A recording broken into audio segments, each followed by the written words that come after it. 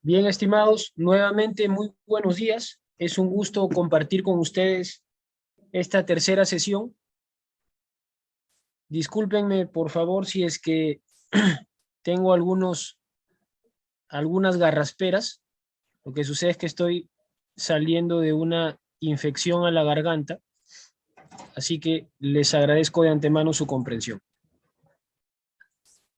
Bien, les agradecería que a los que pudieran, por favor, enciendan su cámara a efectos de, al menos así lo veo, poder hacer un poco más dinámica la sesión del día de hoy. Gracias, Cristian, Angie, Diego, muchas gracias. Edson, ¿qué tal? Buen día. Bien, entonces voy a compartir la presentación del día de hoy. Antes que nada, un comentario inicial respecto de la práctica que dieron el sábado pasado. En su mayoría han abordado el caso número 4. Entiendo yo que es porque de los casos expuestos es el que requiere, digamos, de un conocimiento más sólido y a la vez estructural de lo que se entiende por el derecho colectivo laboral.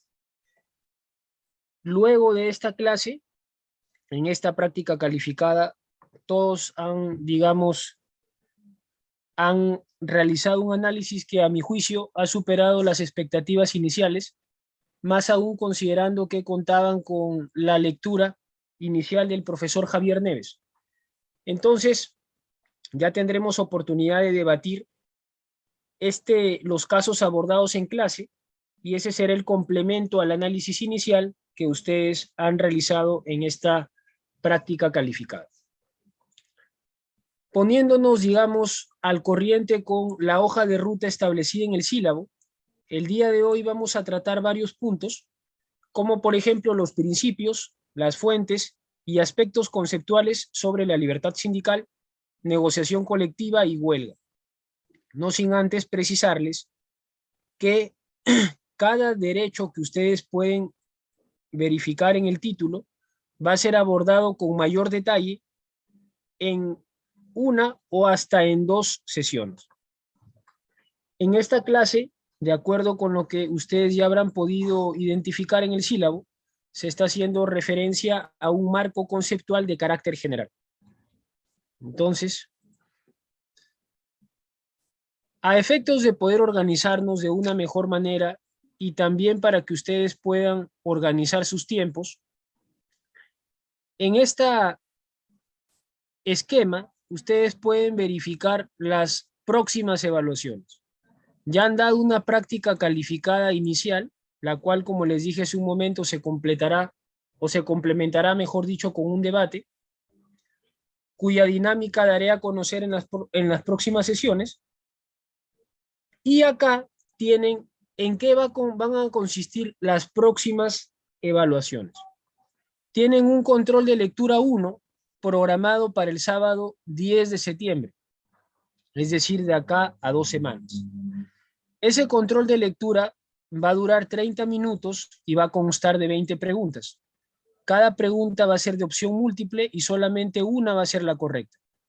¿Cuál va a ser el objeto de evaluación? 2 lecturas que ya están colgadas en el campus. Una lectura referida al derecho colectivo de trabajo y sus fuentes del juez supremo Javier Arévalo Vela, que va, digamos, en la misma línea de lo que ustedes ya han leído del profesor Neves, y una lectura un poco más concreta y específica que trata principalmente sobre el ejercicio de la libertad sindical y la negociación colectiva, que es el modelo de las relaciones colectivas peruano, de Alfredo Villavicencio Ríos. Ambas lecturas van a ser objeto de evaluación de acá a 2 semanas. Este examen se va a tomar al último en la parte final de la clase. Es decir, si nosotros tenemos clase programada desde las 8 de la mañana hasta las 9:30, se va a tomar el examen desde las 9 de la mañana hasta las 9:30. Y el examen parcial, de acuerdo con lo establecido en el sílabo, se toma en la semana 8. Debido al feriado del 6 de agosto, este es, digamos, nuestra semana 4, y se daría en buena cuenta la clase número 3. Así que por eso en esta sesión van a agruparse algunos temas a tratar. El examen parcial, que corresponde a la semana 8, se va a tomar el día sábado 24 de septiembre, es decir, 2 semanas posteriores al control de lectura antes referido. La duración va a ser de 45 minutos, va a ser también de 20 preguntas, y si ustedes se preguntan por qué en este examen hay más tiempo que en el anterior, si el número de preguntas es el mismo, porque los temas respecto de los cuales se les va a tomar el examen van a ser más amplios. En el examen parcial se van a considerar las 3 primeras lecturas, la del doctor Javier Neves, la del doctor Arévalo Vela, la del doctor Alfredo Villavicencio, y se va a tener en cuenta también el dictado de las clases. Para ello, voy a subir este fin de semana las presentaciones en el campus a efectos de que ustedes puedan revisarlas. De lo hasta aquí dicho, estimados, ¿tienen alguna pregunta antes de empezar con la sesión?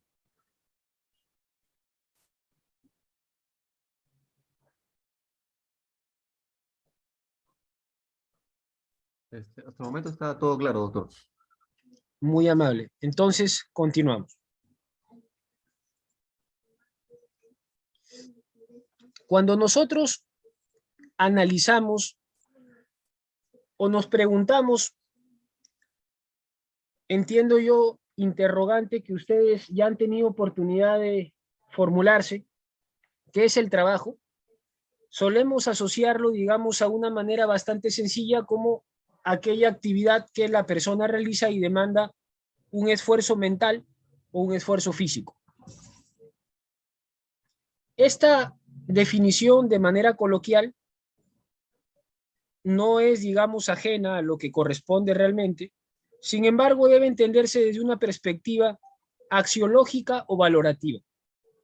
Y precisamente esta perspectiva fue la que recogió la Organización Internacional del Trabajo, la OIT, a través de la Declaración de Filadelfia del año 1944. ¿Qué es lo que ocurría en este año? Como ustedes recordarán, finalizaba la Segunda Guerra Mundial. Entonces, frente a la situación caótica y de severa crisis por la que atravesaba el mundo, los estados se quitaron la venda de los ojos, realizaron un mea culpa y señalaron lo siguiente: debemos de darle un realce al derecho social por antonomasia, es decir, al derecho al trabajo. Un derecho social al igual que el derecho a la educación, al igual que el derecho a la vivienda, por ejemplo. Entonces, en el año 1944, estimados amigos, ya se habían dado 2 constituciones icónicas que formaron parte de lo que nosotros conocemos como el constitucionalismo social.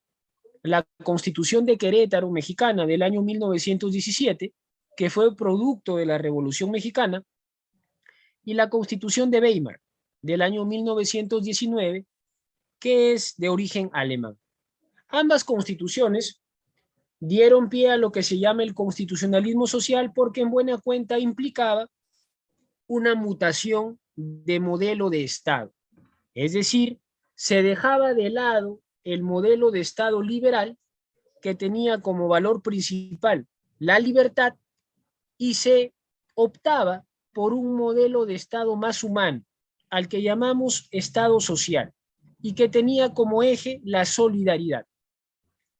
Por esa razón, verán ustedes, es que si se percatan, el artículo 1 de la Constitución Política del Perú señala que la defensa de la persona humana y el respeto de su dignidad es el fin supremo de la sociedad y del Estado. ¿Qué quiere decir esto?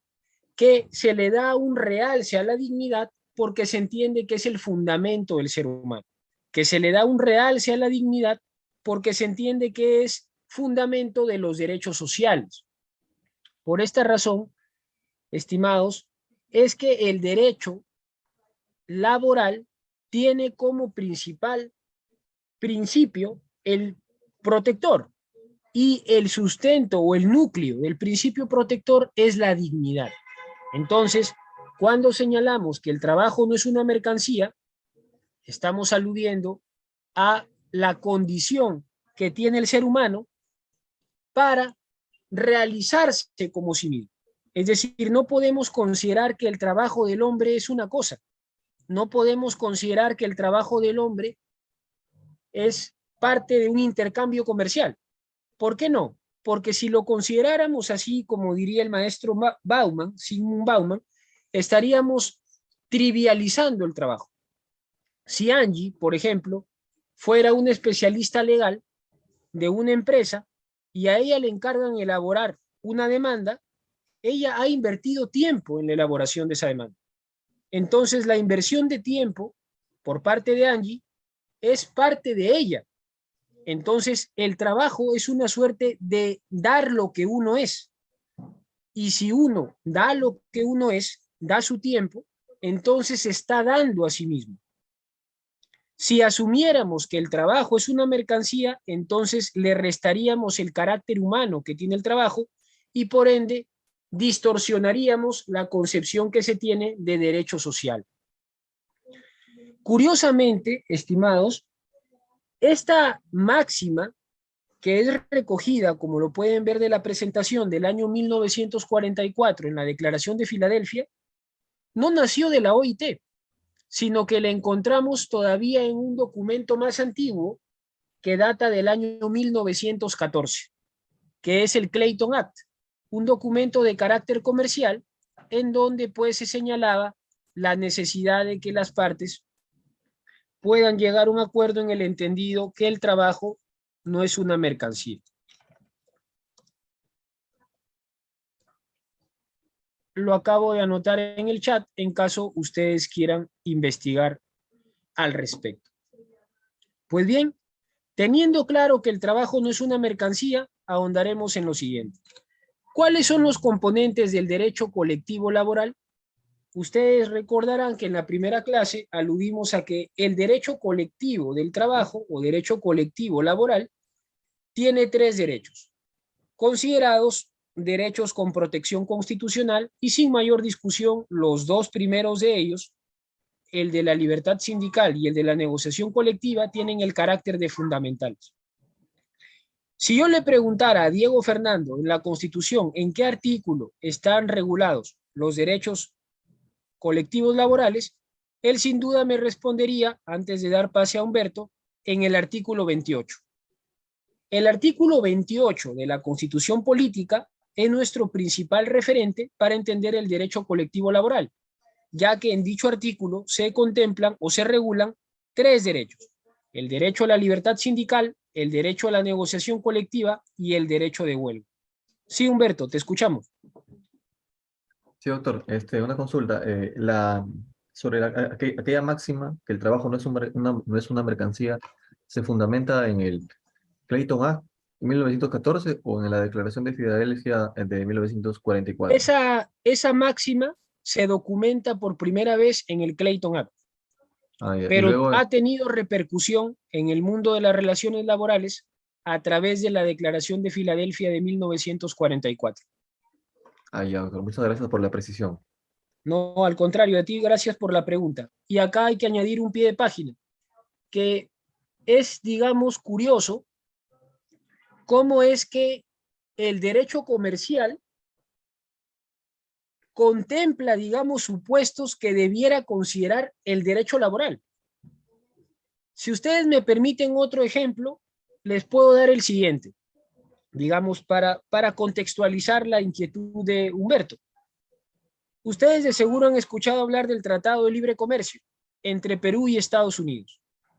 Resulta que cuando Perú y Estados Unidos, imaginemos, se sentaban a negociar, Estados Unidos dijo, mira, en el Estado hay una extrema precariedad laboral, porque los servidores públicos son los menos y los locadores de servicios, ustedes ya saben que son locadores de servicios, son los más. Entonces, ¿qué es lo que ocurrió? Que en el Tratado de Libre Comercio se contempló el artículo 17, en donde se señalaba derechos laborales. Es un capítulo dedicado al derecho laboral, es decir, a través de un acuerdo de carácter comercial, las partes intervinientes se obligaban a respetar los derechos de los ciudadanos de sus territorios. Entonces, acá tenemos otro ejemplo en virtud del cual el derecho comercial es el punto de partida para que el Estado adopte políticas orientadas a la protección de los derechos laborales. ¿Debería ser así? A mi modo de ver, no, porque es el derecho laboral quien debería estar un paso adelante. Lo cierto es que ya dadas las circunstancias, se debe tener en cuenta esto para evitar repetir la misma historia, como se dice.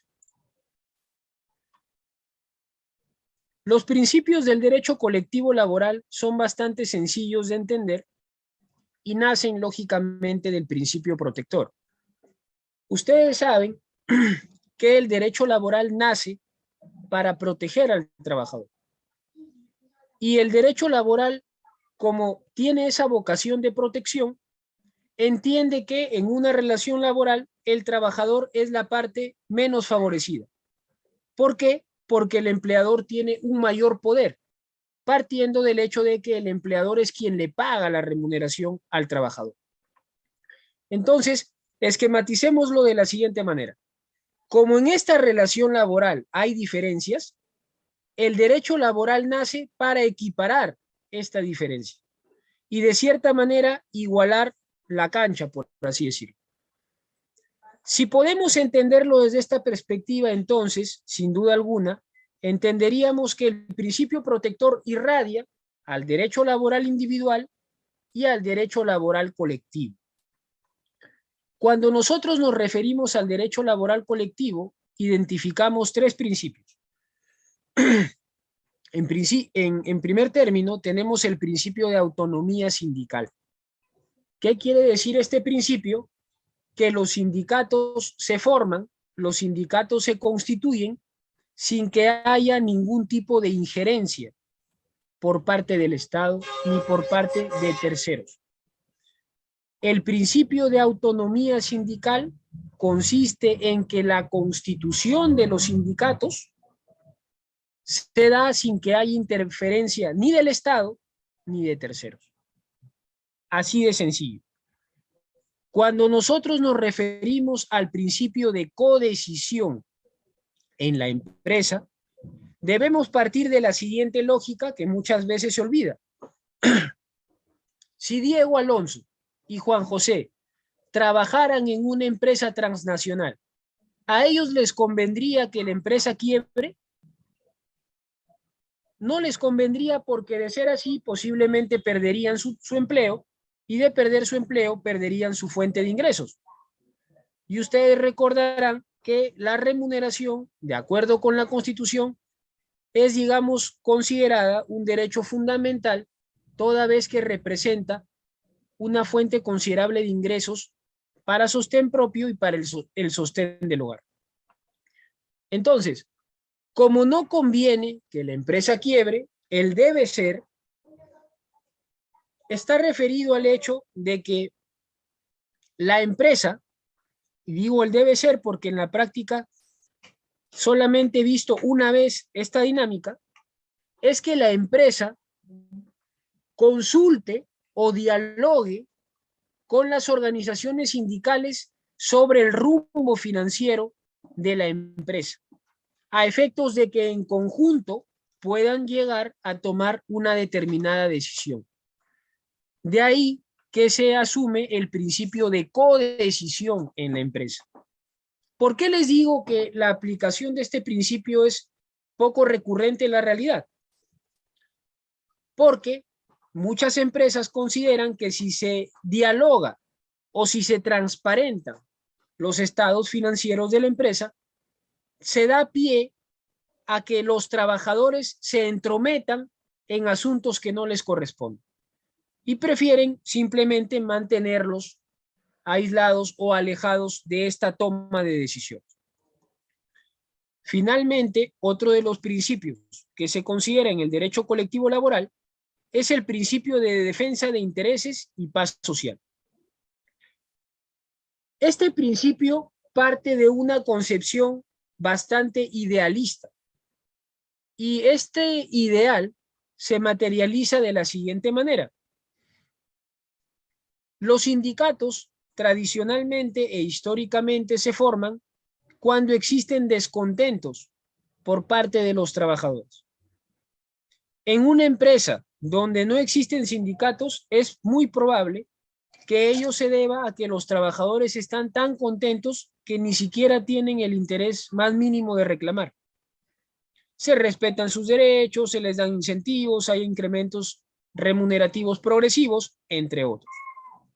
Entonces, cuando nosotros identificamos que existe un conflicto, nace el sindicato para defender los derechos de los trabajadores y también porque al evitar la configuración de abusos está contribuyendo al equilibrio de la sociedad. Es decir, si los sindicatos se constituyen para contrarrestar las políticas abusivas en las que pudiera incurrir el empleador, es un mecanismo de contrapeso para regular la paz social y los intereses de la colectividad. Desde esa manera es en la que debe interpretarse el principio de defensa de intereses y paz social.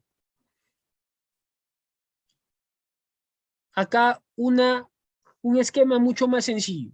Cuando nosotros nos preguntamos cuáles son los sujetos intervinientes en el derecho colectivo laboral, decimos que en el derecho laboral individual existe el trabajador y en el derecho laboral colectivo existen las organizaciones de trabajadores. ¿Por qué no he considerado los sindicatos? Porque hay en determinadas empresas, no necesariamente se forman sindicatos, sino existen los llamados delegados de los trabajadores. Entonces, las organizaciones de trabajadores representan el sujeto principal del derecho laboral colectivo. Y el trabajador es el sujeto principal del derecho laboral individual. Aquí les planteo una pregunta. ¿El trabajador puede ser una persona jurídica?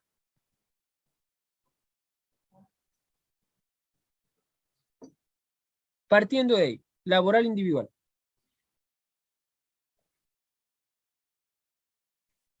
Ojo, no digo empleador, porque el empleador puede ser una persona natural como una persona jurídica. Mi pregunta aquí es, ¿el trabajador puede ser una persona jurídica? No, Daniela, me dices que no. Por favor, coméntanos por qué no. Daniela,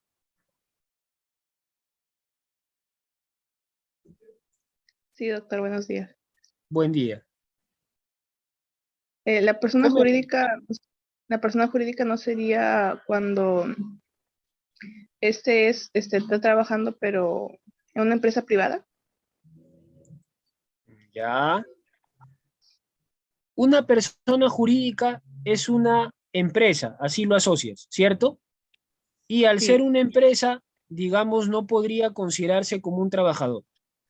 Ya, le vamos a dar pase a Silvia, luego a Milagros y cerramos con Diego Fernando.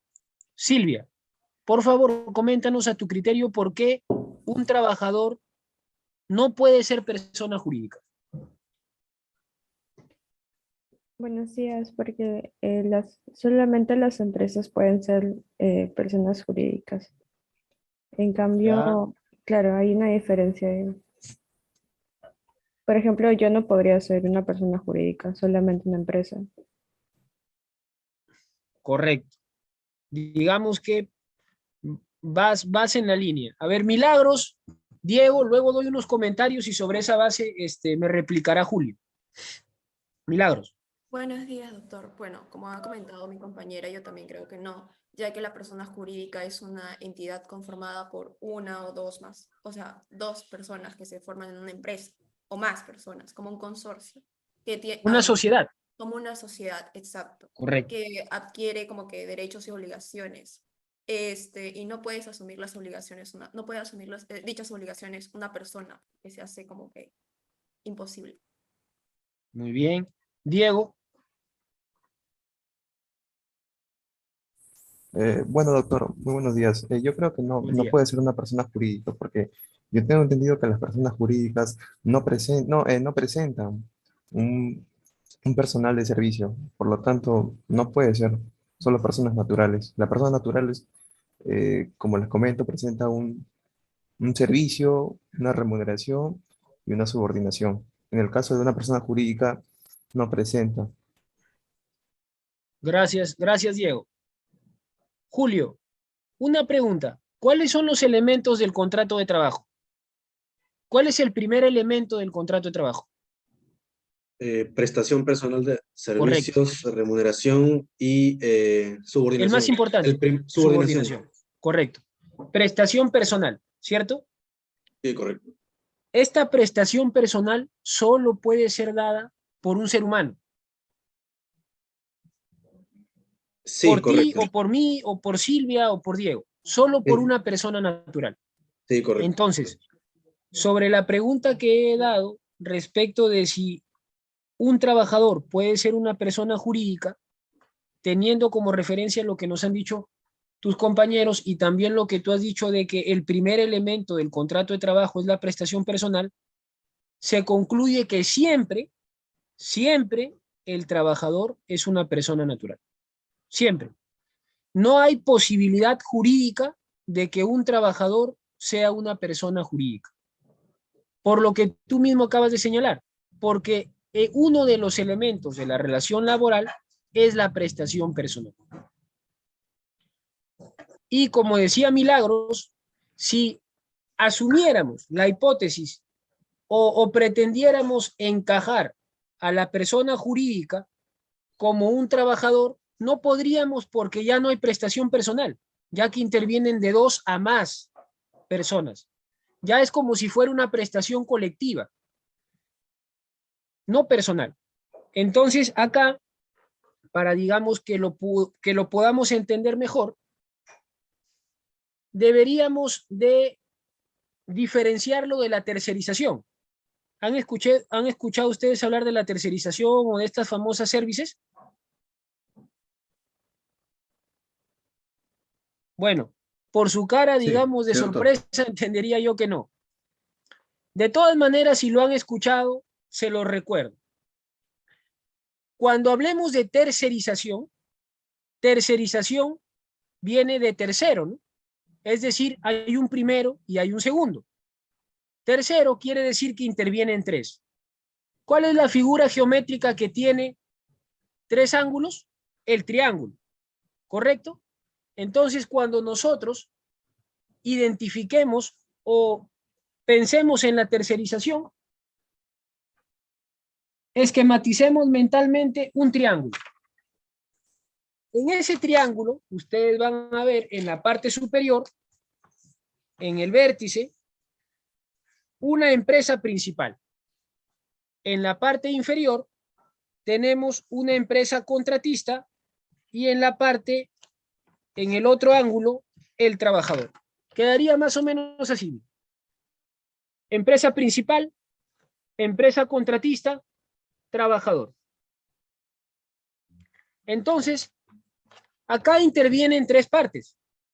La diferencia es la siguiente.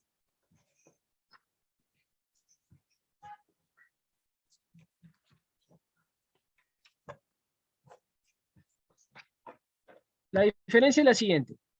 Entre la empresa principal y la empresa contratista hay una relación de carácter comercial o civil. Entre la empresa contratista y el trabajador hay una relación laboral. Pero entre la empresa principal y el trabajador no hay relación jurídica. ¿Me dejo entender? O sea, es por ejemplo el siguiente caso. Supongamos que exista una empresa dedicada al rubro de la tecnología, que se llame la empresa Tecnología ABC. Y esta empresa es tan grande, dueña de un edificio, que lógicamente la mayoría de sus trabajadores tienen una intensa afinidad por la tecnología. Entonces, esta empresa contrata a otra empresa para que realice el servicio de limpieza. ¿Me siguen? Esta empresa de tecnología contrata a otra empresa para que realice el servicio de limpieza. A la empresa de tecnología se le llama empresa principal. A la empresa de limpieza se le llama empresa contratista. Y la empresa de limpieza, como es lógico, tiene sus trabajadores. Entonces los trabajadores van a las instalaciones de la empresa principal y brindan el servicio de limpieza. A eso se le llama tercerización. Situación que ahora está bastante discutida y bueno, nos podríamos de seguro pasar el día discutiendo si esta normativa que modifica el reglamento de la tercerización es correcta o no, pero entiendo yo, digamos, que este es a modo de recordatorio. ¿Por qué les hacía esta precisión? Porque a veces, y me ha pasado en algunas clases, cuando yo pregunto si el trabajador puede ser una persona jurídica, he escuchado algunas respuestas como las siguientes. Sí. ¿En qué caso? En la tercerización. Pero en la tercerización no es que el trabajador sea una persona jurídica. Insisto, el trabajador siempre es una persona natural. Lo que ocurre es que en la tercerización, en ese triángulo, hay dos relaciones jurídicas. Una de carácter civil o comercial y otra de carácter laboral. Solo dos. Sí, Francis, te escucho. Doctor, buenos días. No, yo quería pedirle, por favor, si me podría repetir la relación entre contratista y principal. ¿Qué relación tenían? Por favor. Claro que sí. Entre la empresa principal y la empresa contratista existe una relación comercial. Y entre la empresa contratista para que le brinde el servicio a la empresa principal, tiene a sus propios trabajadores. Es decir, entre la empresa contratista y sus trabajadores hay una relación laboral. Esto es lo que coloquialmente nosotros conocemos como, o hemos escuchado seguro a nuestros papás o a nuestros abuelos, en el caso de ustedes que son mucho más jóvenes, servicios. Y cada vez que haya alguien que se postula a la presidencia, dice, eliminemos las servicios, ¿no? Entonces ya más o menos tienen una idea de a qué se refiere.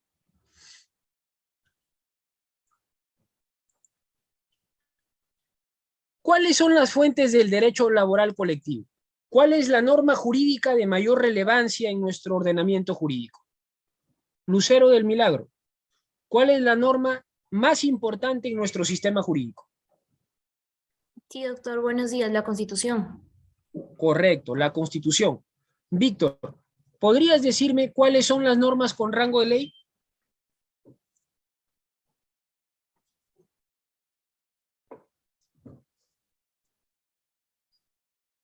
Ojo, acá estamos para recordar y para seguir aprendiendo. Si desconocen o no recuerdan, con total confianza, díganme, no recuerdo, me parece que es esto, no hay ningún problema. De lo que se trata es que el intercambio de ideas pueda fortalecer lo ya aprendido y lo que está por aprenderse. ¿Recuerdas más o menos, Víctor, cuáles son las normas con rango de ley? ¿Tienes a la mano la Constitución Política? Ya, correcto. Por favor, lee o comparte con la clase la lectura del artículo 200, numeral 4.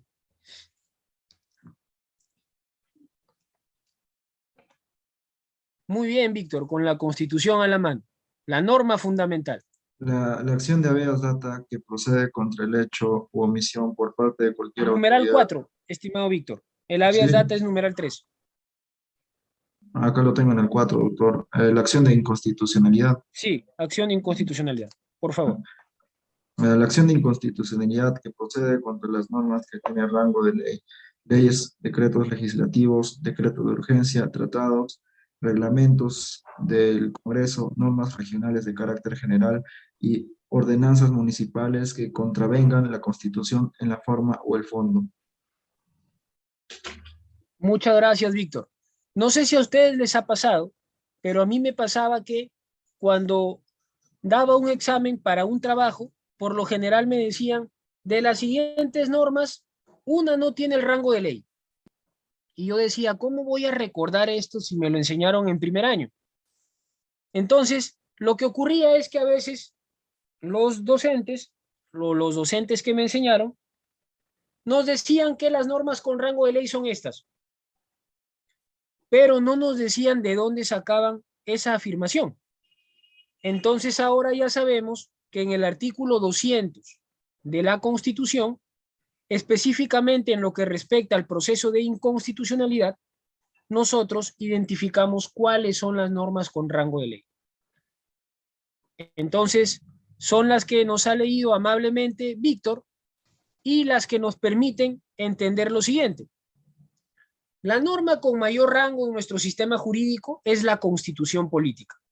Creo que hay consenso en ello. Y de no haberlo, tendríamos que aprenderlo en ese sentido. La norma con mayor rango es la Constitución política. También tenemos a los tratados internacionales. ¿Han escuchado ustedes hablar de los tratados internacionales? Seguro que sí. En el ámbito del derecho colectivo tenemos el convenio 98 de la OIT y tenemos el convenio 87, que ya lo habrán podido identificar en la primera lectura y que les recomiendo que los lean.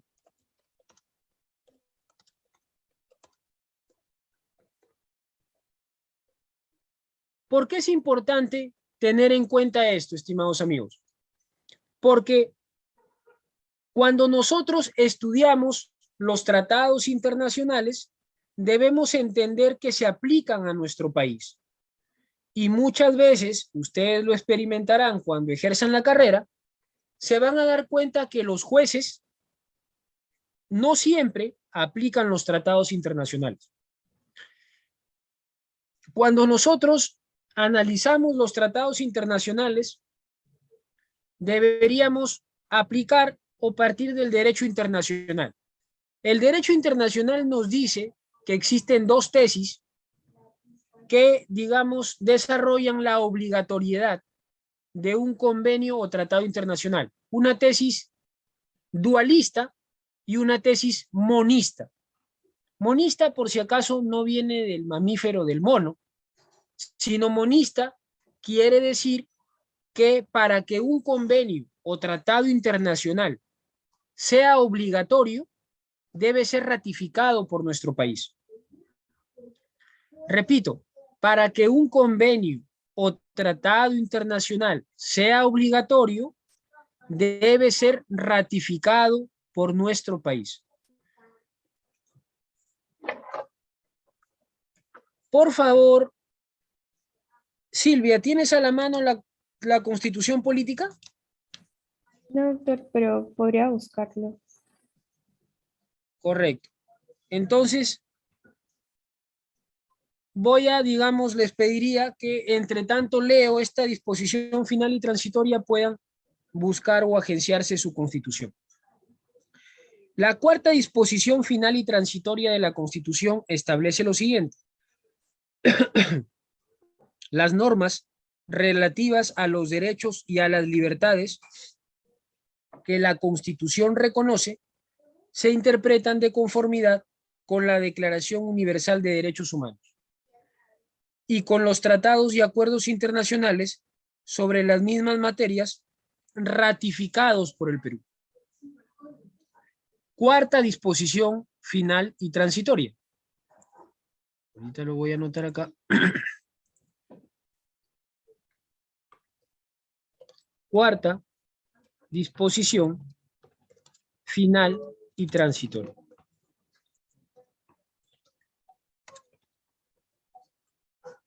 CP, por si acaso, significa Constitución Política. No vayan a pensar que significa Código Penal. Entonces, cuando nosotros leemos la cuarta disposición final y transitoria de la Constitución, nos debe quedar clarísimo que los convenios o tratados internacionales ratificados forman parte de nuestro ordenamiento jurídico. Y esto es muy importante porque es de obligatorio cumplimiento. No quiere decir que los jueces van a decidir si lo aplican o no, sino que están obligados a aplicar.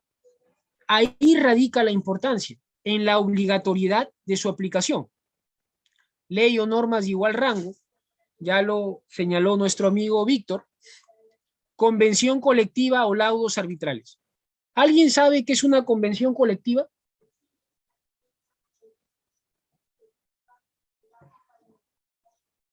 ¿Convenio colectivo?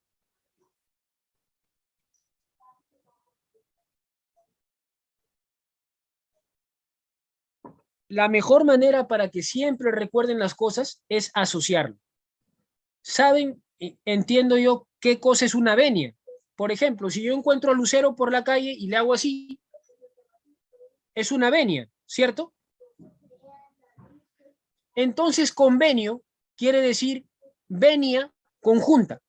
Convenio, venia conjunta. Imagínense que Lucero y yo nos encontramos por la calle y ambos nos hacemos así. Quiere decir que ambos estamos mostrando el acuerdo de algo. En el ejemplo dado, en el saludo. Cuando yo me refiero a convenio colectivo, me refiero al acuerdo que existe entre un sindicato y una empresa. Eso es convenio colectivo. Acuerdo entre un sindicato y una empresa, sobre el cual profundizaremos más adelante. Pero en buena cuenta, el convenio colectivo representa una fuente del derecho laboral colectivo. ¿Por qué? Porque es obligatorio para las partes. Les pongo un ejemplo. ¿Saben ustedes cuánto es la asignación familiar?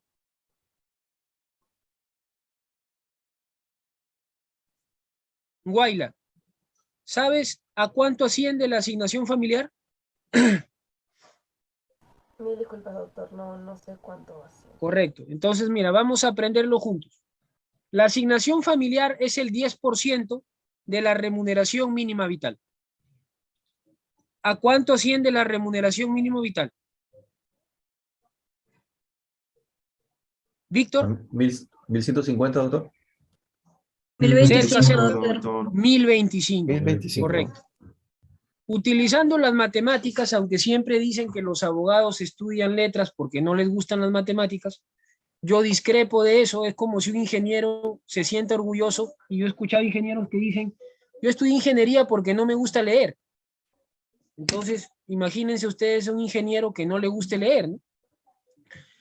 Pero bien, el hecho está en que la remuneración mínima vital es 1025 soles.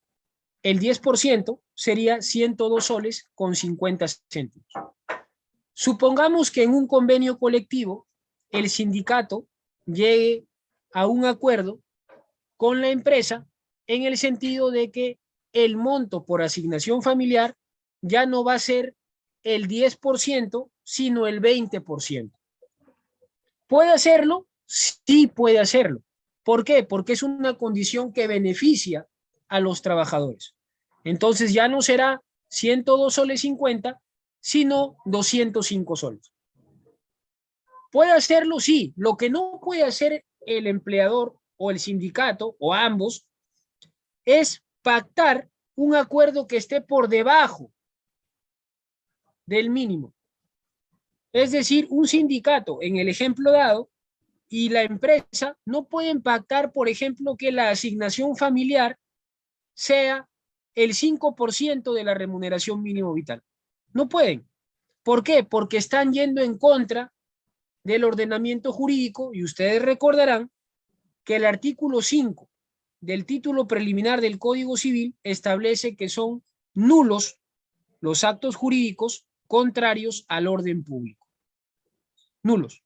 Sí, Julio.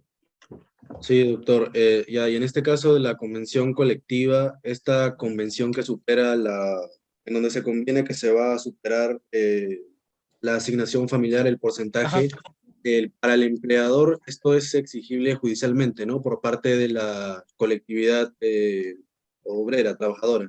O sea, es Claro. exigible judicialmente que se acate con lo convenido en la convención colectiva. Es exigible, estimado Julio, si no cumpliera, pero por lo general cuando una empresa se obliga es porque lo va a hacer, ¿no? En la práctica lo que ocurre es que los trabajadores exigen el cumplimiento de laudos arbitrales, no tanto el cumplimiento de los convenios, porque como lo señalaba hace un inicio, el convenio es como un acuerdo de voluntades, ¿no? Tú eres un secretario general de un sindicato y Milagros es la representante legal de la comisión negociadora de una empresa. Entonces, ambos, con la legitimidad que tienen, suscriben un convenio colectivo después de una larga negociación y concluyen en que la asignación familiar va a ser el 20% de la remuneración mínimo vital. En mi experiencia, te comento, no he visto un caso donde se hayan comprometido a algo y hayan incumplido. Por lo general, ¿qué es lo que ocurre? Que hay empresas, y esto sí he visto no pocas veces, sino muchas, hay empresas que se niegan a negociar. Es decir, en el ejemplo dado, tú quieres tener un acercamiento con Milagros para negociar, pero la empresa no quiere negociar colectivamente. Entonces, tú como tienes un catálogo de pedidos, lo que haces es acudes a un arbitraje. ¿Quién es un árbitro? El árbitro es un tercero que resuelve, en este caso, un conflicto de carácter laboral. Entonces, el árbitro lo que va a hacer, así como el juez emite una sentencia, el árbitro emite un laudo arbitral. Entonces, le notifican a Milagros el laudo arbitral y Milagros dice, bueno, pero que vayan a juicio. ¿Para qué lo vamos a cumplir ahora? Entonces, la empresa no cumple con lo resuelto en el laudo arbitral y en ese caso, como tú bien indicas, es pasible judicializarlo. Ir a juicio para que se cumpla con lo que establece el laudo. ¿Por qué? Porque el laudo arbitral es como la sentencia de un juez. Tiene que ser cumplido sí o sí. ¿Me dejé entender, Julio? Sí, doctor, gracias. Listo, gracias también. Finalmente tenemos la jurisprudencia. La jurisprudencia no es más que, digamos, un criterio asumido por los tribunales de manera uniforme. Por ejemplo, Stephanie, y esto lo voy a repetir en varias oportunidades. ¿Cuál es el plazo que tenemos para impugnar un despido?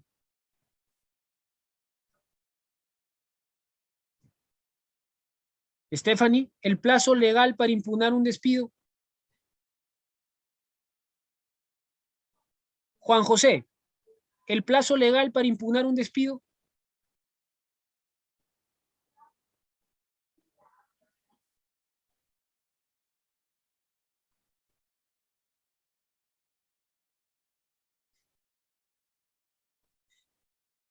¿Se congeló la imagen o se ha ido el internet? Está bien, doctor. 30 días. Son 30 días, doctor. 30 días, ¿cierto? Sí, Sí, 30. doctor. Ya, ¿hábiles o naturales? Hábiles. Hábiles, doctor. Hábiles. ¿Y por qué no naturales?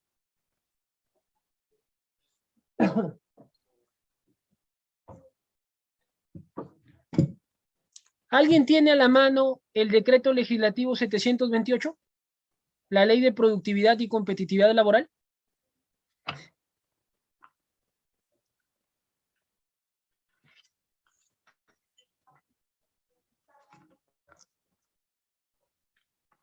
El artículo 36 de la ley de productividad y competitividad laboral establece lo siguiente. El plazo para accionar judicialmente en los casos de nulidad de despido arbitrario y hostilidad caduca a los 30 días naturales de producido el hecho.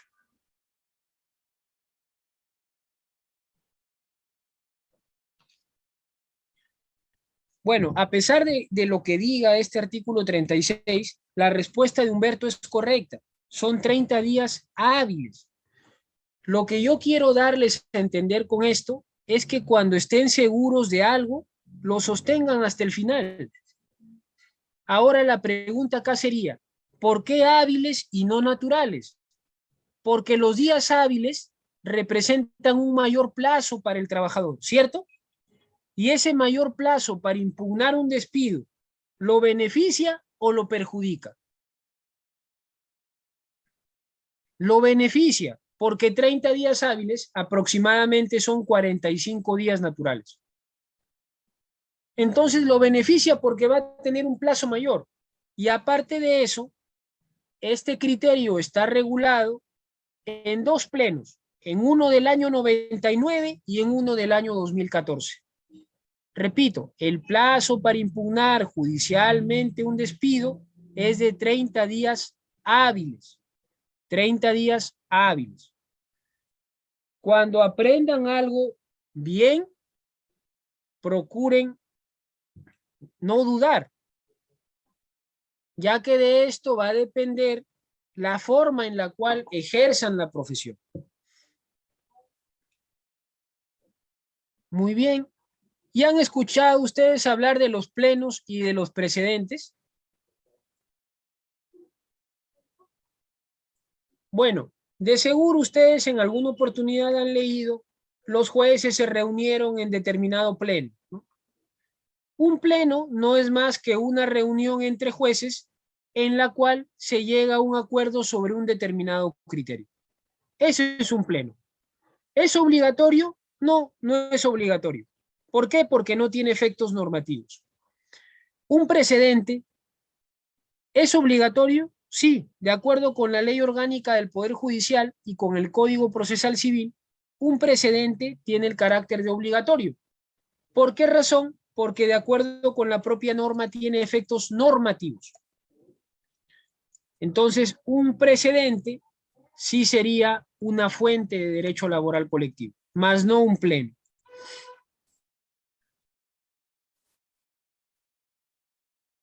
Ahí ustedes tienen mirándolos fijamente a Jorge el Curioso, donde se pregunta, ¿qué debemos recordar para empezar? Dice el buen Jorgito. ¿Acaso debo de considerar el constitucionalismo social? La respuesta es sí. ¿Por qué? Debemos de entender que el derecho laboral está íntimamente ligado a nuestro modelo de Estado. ¿Por qué razón? Porque el Estado que nos regula es un Estado social. Esta no es una interpretación mía, sino está en la propia Constitución política, específicamente en el artículo 43, cuando se señala la República del Perú es democrática, social, independiente y soberana.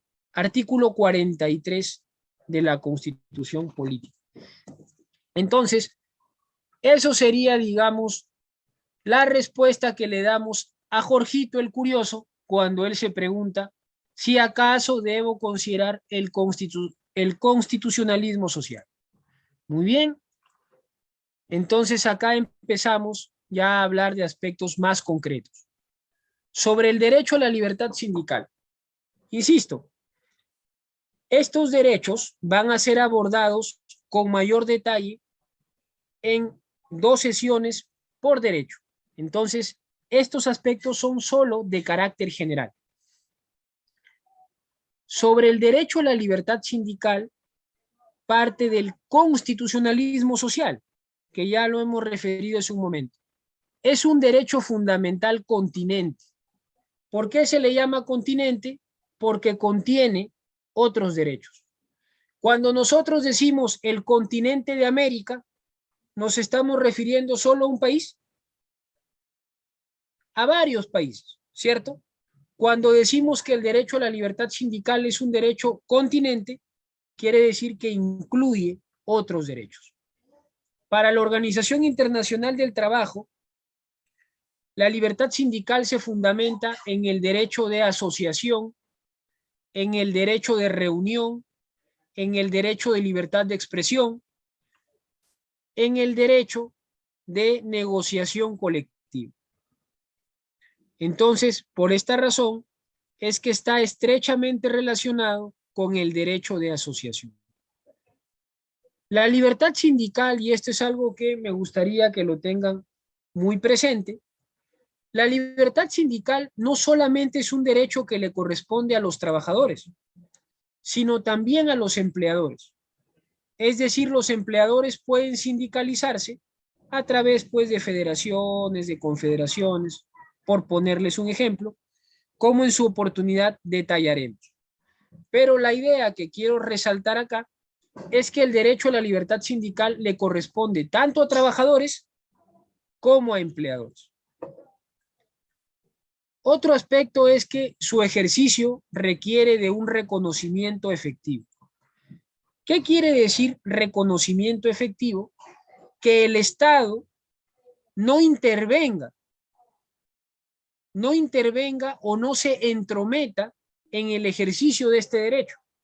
Porque si Víctor, Stephanie, Juan José, Renato, Guayla, Milagros y Lucero, junto con otras personas más que también son trabajadores de una empresa, quieren constituir un sindicato, el Estado no tiene por qué, por ejemplo, disuadirlos.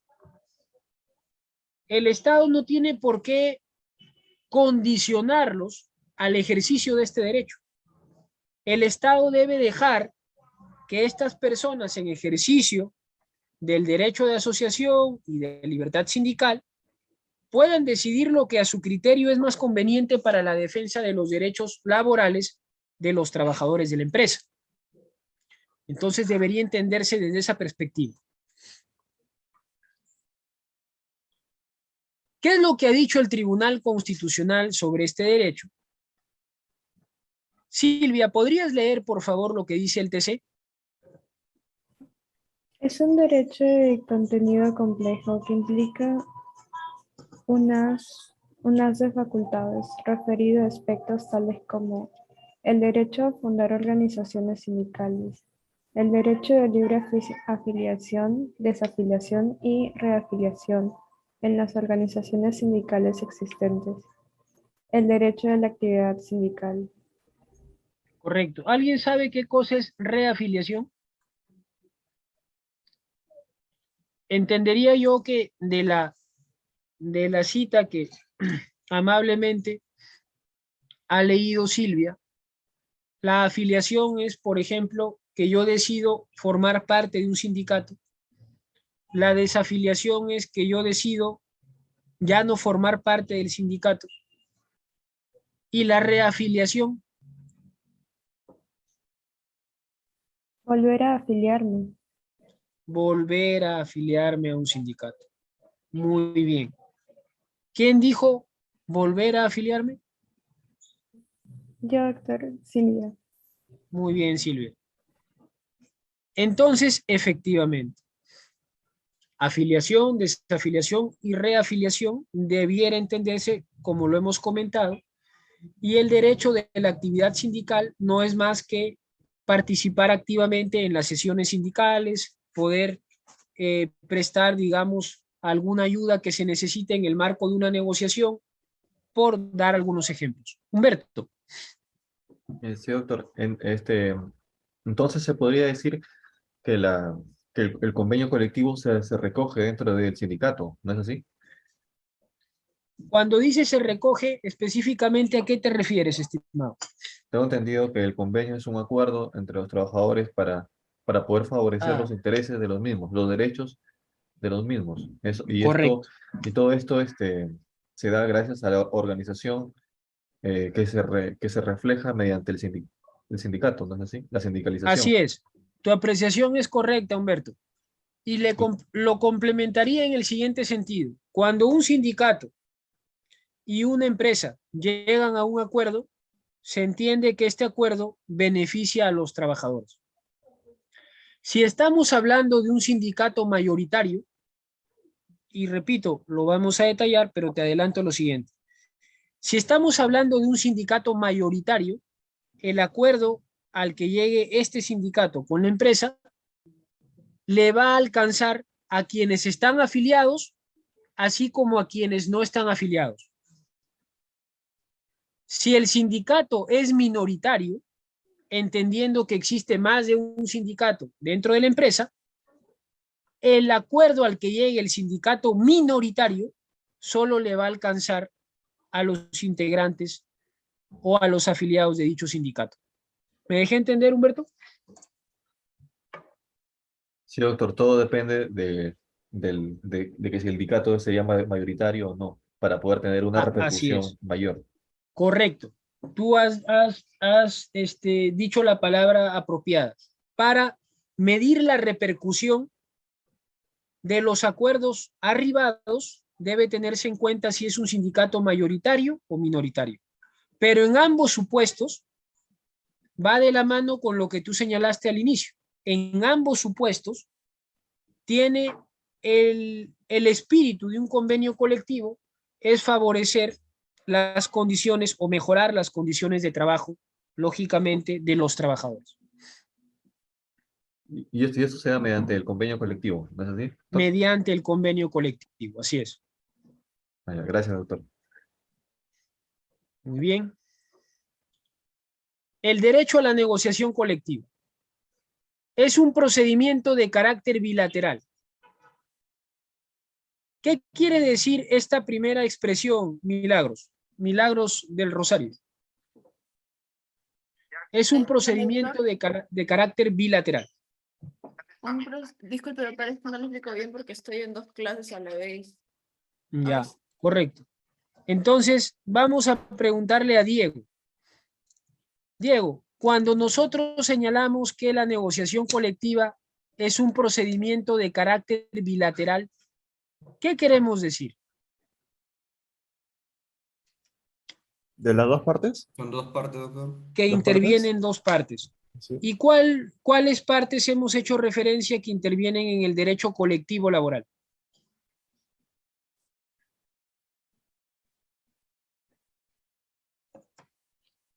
¿El empleador y el trabajador? Así es. Y los trabajadores, ¿cierto? Entonces, la negociación colectiva se entiende como un, digamos, procedimiento bilateral porque está referido a la intervención de dos partes. El trabajador o los trabajadores organizados a través de un sindicato y el empleador. Implica la manifestación de la capacidad autorreguladora de las partes. Solución de conflictos. A través de una negociación colectiva, ¿se puede solucionar un conflicto?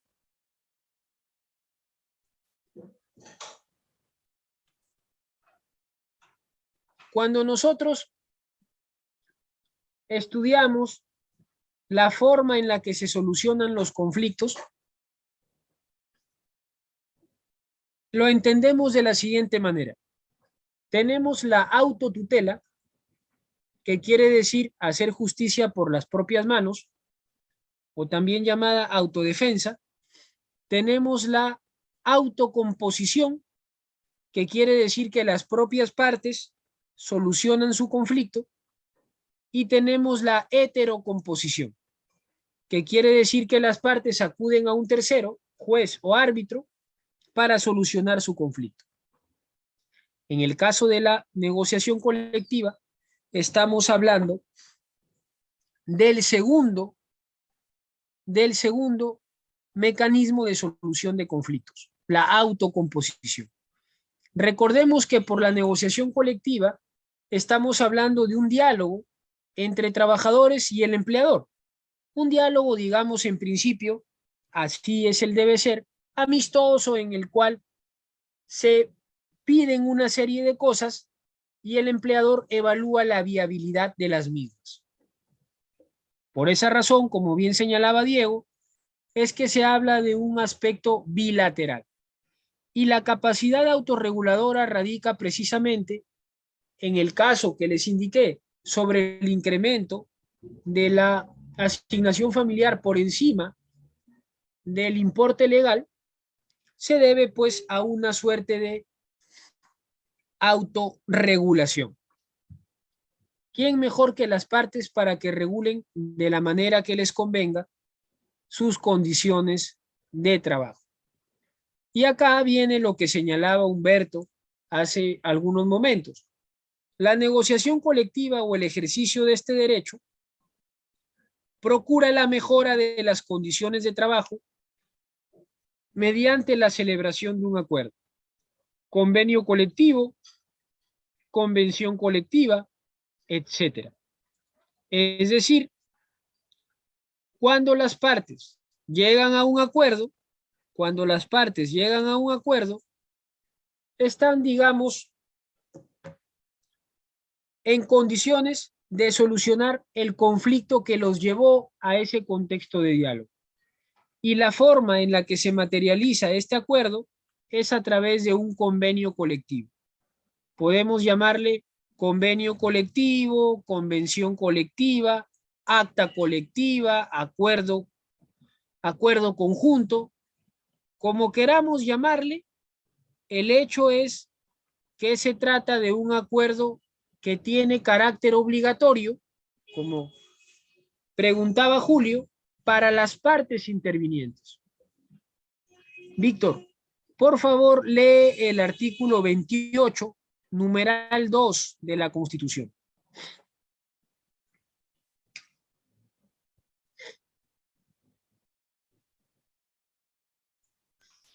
Sobre la fomenta la negociación colectiva y promueve formas de solución pacífica de los conflictos laborales. Correcto, ¿eso nomás dice? Sí, doctor, solo eso. Bueno, vamos a en todo caso complementarlo. El artículo 28 que nos refiere Víctor establece un aspecto que no es, digamos, poco importante, y es el siguiente: la convención colectiva tiene fuerza vinculante en el ámbito de lo concertado. Es decir, cuando las partes, producto de la negociación colectiva, llegan a un acuerdo, ese acuerdo es obligatorio para los trabajadores y para el empleador. Esa idea deben tenerla bien clara. El convenio colectivo es obligatorio para la empresa y para los trabajadores, porque son las partes intervinientes en la negociación colectiva, principalmente.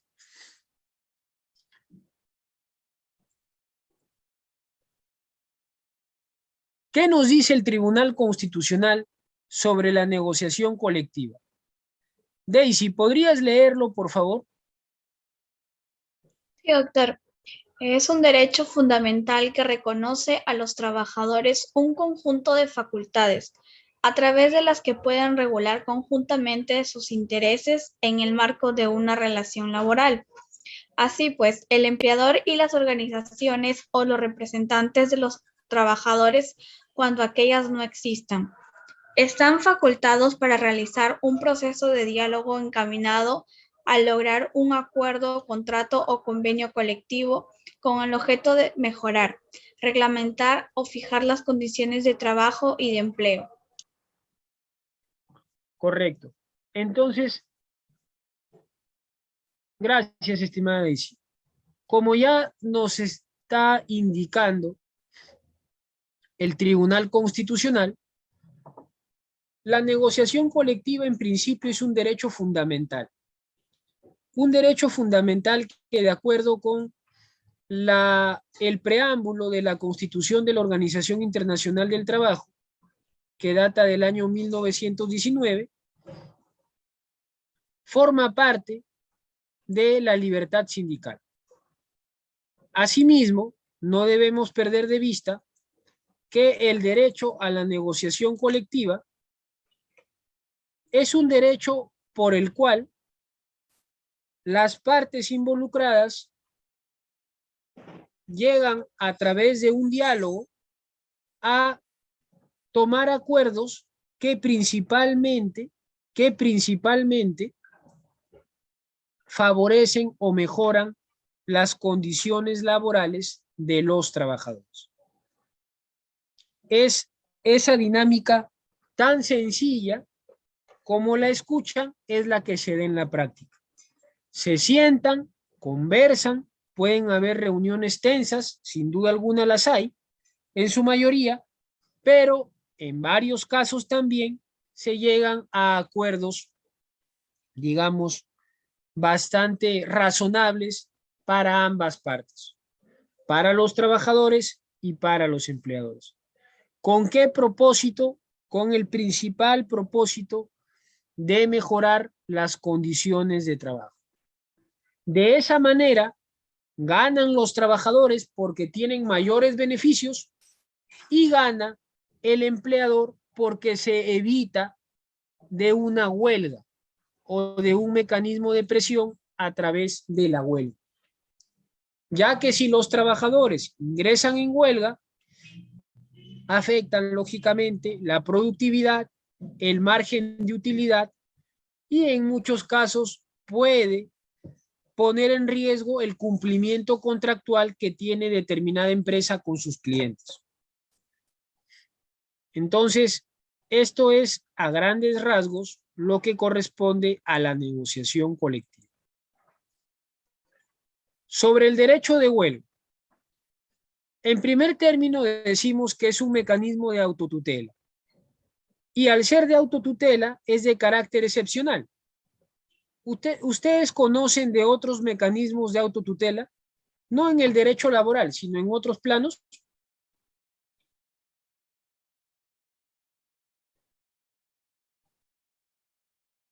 Pues existen dos casos, más, al menos que yo conozco. En el ámbito del derecho penal tenemos a la legítima defensa. En el ámbito del derecho civil tenemos a la defensa posesoria. Entonces, la autotutela en principio está proscrita, prohibida por nuestro ordenamiento jurídico. Sin embargo, existen supuestos, como su nombre lo dice, de carácter excepcional que tienen por propósito, digamos, garantizar solo en situaciones extremas el cumplimiento de un fin mayor. Es decir, los trabajadores quieren negociar, la empresa se niega. Los trabajadores van a un arbitraje y ganan, la empresa se niega a cumplir el laudo arbitral. En ese supuesto, en tanto termine el juicio, 2 años, lo que opta la empresa o lo que opta, mejor dicho, la organización sindical es convocar a una huelga. Es un mecanismo de presión. Luego tendremos la oportunidad de ver con mayor detalle cuáles son los tipos de huelga. No sé si ustedes habrán escuchado, pero hay, por ejemplo, esta figura proscrita, que es el esquirolaje. ¿Han escuchado ustedes hablar del esquirolaje? Imaginemos lo siguiente, una empresa tiene 200 trabajadores. De esos 200 trabajadores, 150 están sindicalizados. Los 150 se van a huelga. Entonces, lo que hacen los directivos de la empresa es contratar a personas para que reemplace a los huelguistas. Eso está prohibido. Se llama esquirolaje.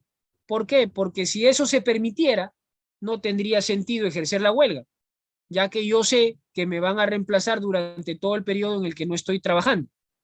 La idea es que la huelga cumpla con su propósito, que es, a través de la presión, obtener de una manera razonable los pedidos que se están demandando.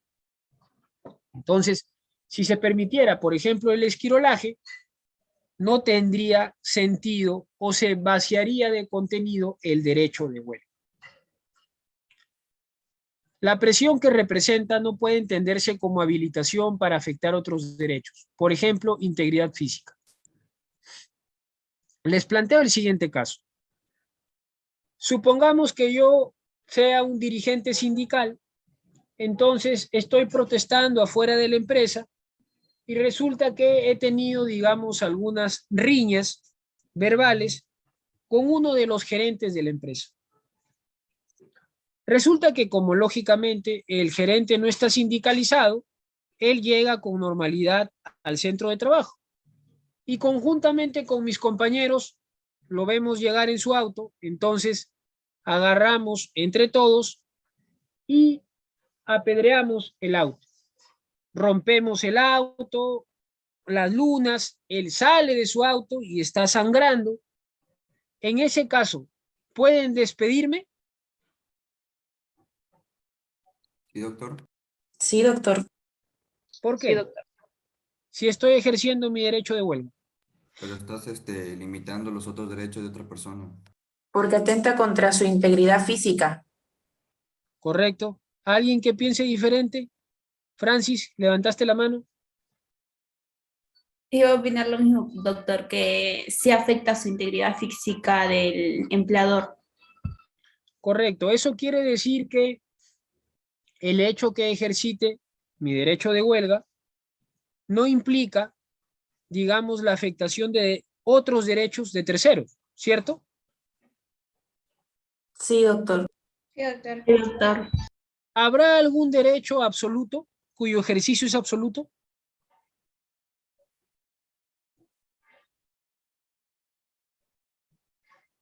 Ninguno. No hay ningún derecho absoluto. Alguien podría decirme, sí, la vida, ¿no? Pero recordemos, por ejemplo, el estado de necesidad. En el estado de necesidad se exime de la responsabilidad penal a aquel que, digamos,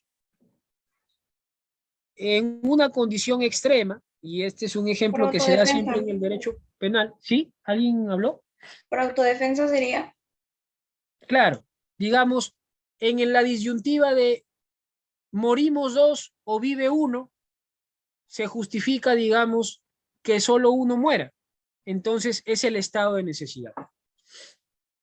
Esta situación hace replantearnos o nos permite llevar a la reflexión de que no hay ningún derecho de ejercicio absoluto. Y como ustedes bien lo han identificado, en el ejemplo planteado, se configura una falta grave. Entonces, la configuración de esta falta grave da pie a que el huelguista que agrede al gerente con violencia sea despedido. Y estaría bien despedido, porque nadie tiene el derecho de agredir a otro para imponer que lo que quiere se haga.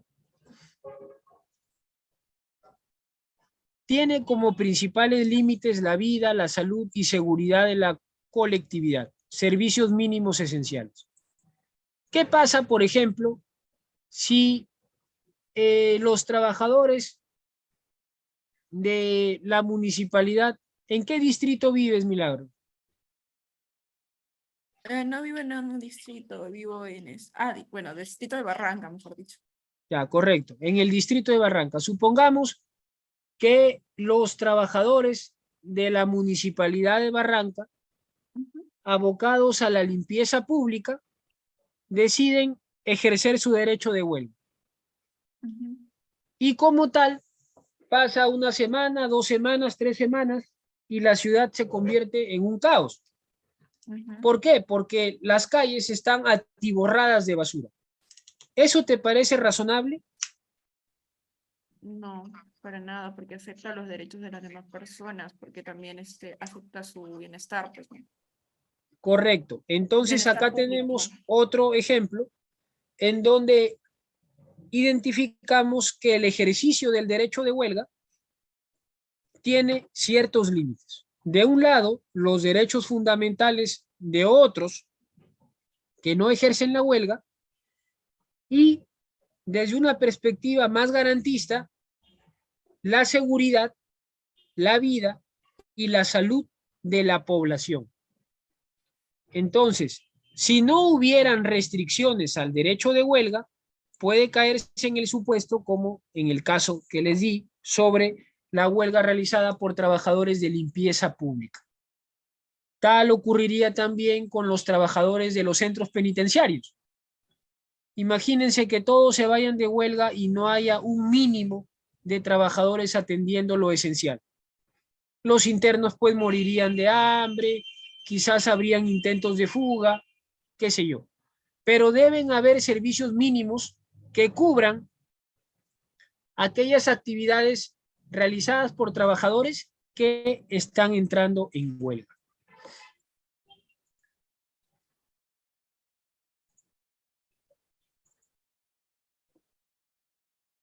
¿Qué nos dice el Tribunal Constitucional sobre el derecho de huelga? Julia, ¿podrías leerlo, por favor? Sí, doctor. Julia Cárdenas. Sí, por favor.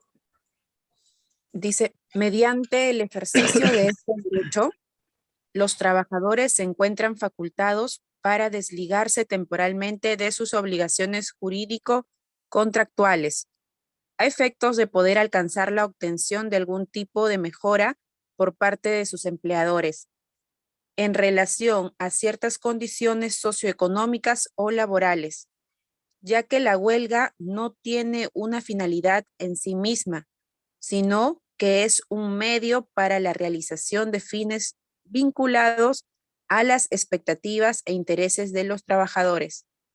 Ello debido a que la huelga es una manifestación de fuerza respaldada por el derecho.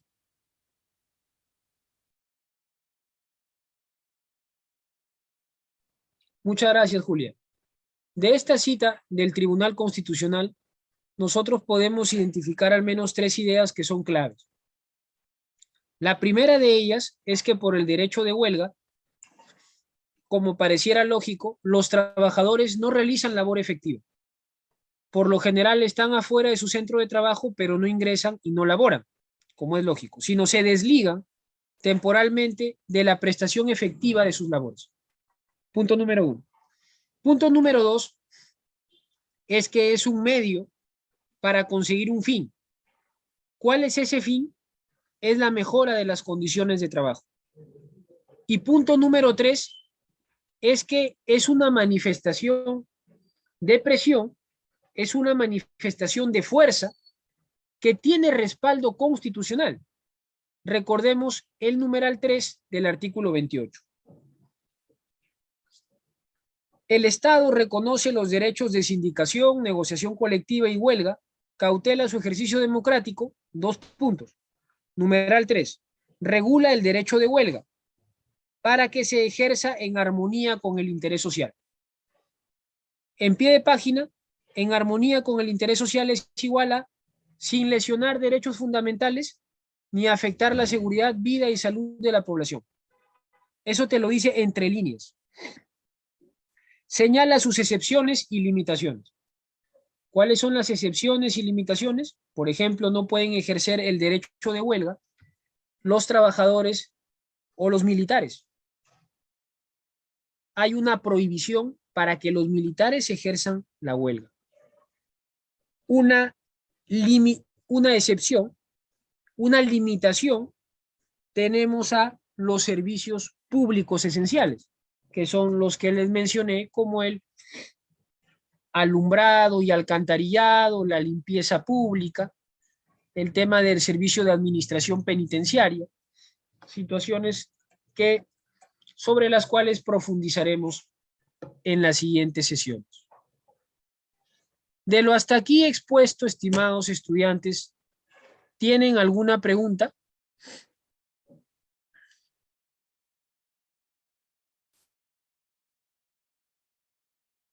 Entiendo yo que les ha quedado todo muy claro. Entonces, en la siguiente sesión, ahondaremos con mayor detalle lo referido a la libertad sindical de acuerdo con lo establecido en el sílabo. Por favor, tengan presente las fechas de los controles de lectura y del examen parcial para quienes se han conectado con posterioridad a las 8 de la mañana. Revisen la grabación que está en el campus. En caso tuvieran alguna duda, ya tienen mi correo electrónico y con gusto absuelvo alguna inquietud. Sí, Humberto. Sí, doctor. Los trabajos grupales que se desarrollaron la semana pasada, la clase pasada, se les Sí. envió su correo, tengo entendido. ¿Ya se calificaron? Correcto.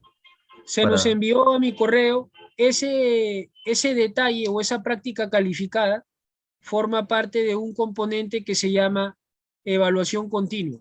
En lo que respecta a la práctica calificada, esta tiene un valor del 20%, 10% del análisis que ustedes han realizado, y la nota complementaria del otro 10% va a ser cuando, digamos, podamos debatir los casos planteados, ya que en su mayoría los grupos han optado Ya, por doctor, desarrollar bueno, el caso 4.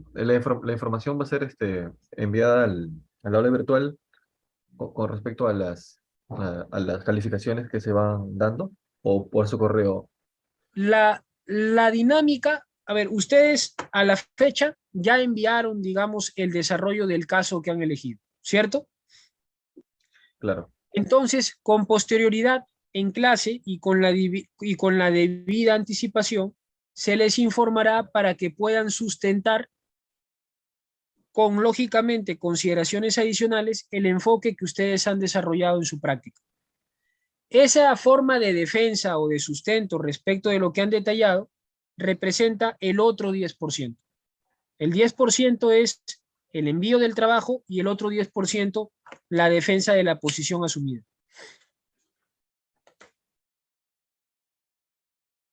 Correcto, doctor. Muy agradecido. Listo. Muy bien, estimados, entonces les deseo que tengan un excelente fin de semana. Sí, Astrid.